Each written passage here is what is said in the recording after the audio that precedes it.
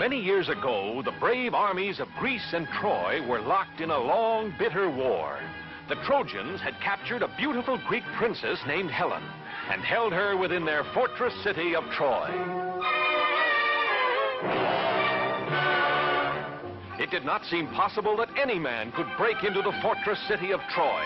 For days, weeks, months, the Greek soldiers from their camp on a beach near the city assaulted the walls of Troy, but they were always beaten back. Then Ulysses, a great leader of the Greeks, said to his men, "I have a plan. It is dangerous, but if it works, the Trojans themselves will take us through the gates of their city."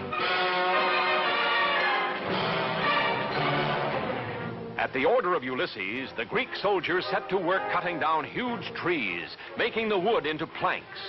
From the towers of Troy, the Trojan soldiers watched a big building grow taller and taller day by day until it was 6 stories high.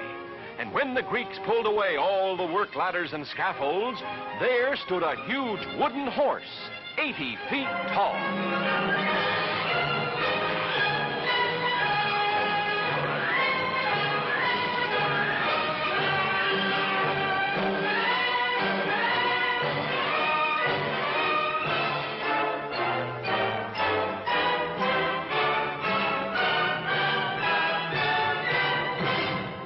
All along the towering walls of Troy, the soldiers and the people gathered to look out across the plain at the great wooden horse. They wondered what it was for, what it meant.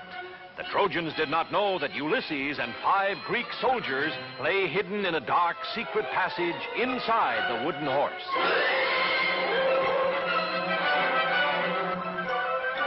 All through the night, fire blazed brightly on the beach. The Greeks were burning their tents just as if they were giving up their camp and sailing back home. When morning came, not a Greek ship or soldier remained, but where they had camped stood the great Trojan horse.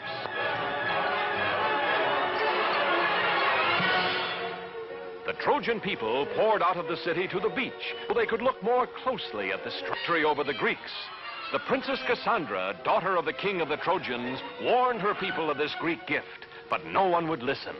The Trojans decided to pull the great horse inside the walls, into the city of Troy itself.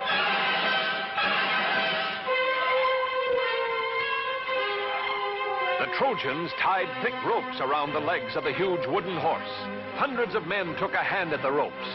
Others lined up behind the horse.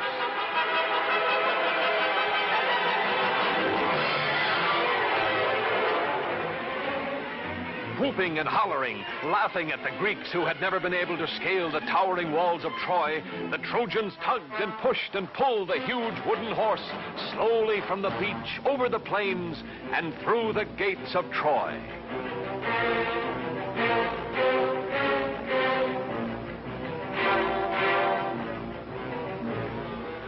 In the dark, secret passage of the wooden horse, Ulysses and the 5 soldiers lay quietly waiting. They could feel the horse being moved. What the Trojans had decided to do, neither Ulysses nor his soldiers knew. Suddenly, after a whole day and half a night, the Trojan horse moved no more. An hour passed. Still the horse did not move. Ulysses gave a signal. The soldiers felt their way silently down the dark, secret passage, following Ulysses. Cautiously, he opened the trapdoor. Just as he hoped, the Trojans had brought the horse inside the walls of Troy. The city was sleeping now, and the walls were unguarded. Ulysses drew his sword. He ordered the soldiers to follow, and he dashed for the main gates of the city. The Greek soldiers quickly tied the sleeping Trojan guards, while Ulysses scampered up the sentry tower. Holding a torch high above his head, he signaled to the Greek army, which had turned around and sailed back to the beach during the night.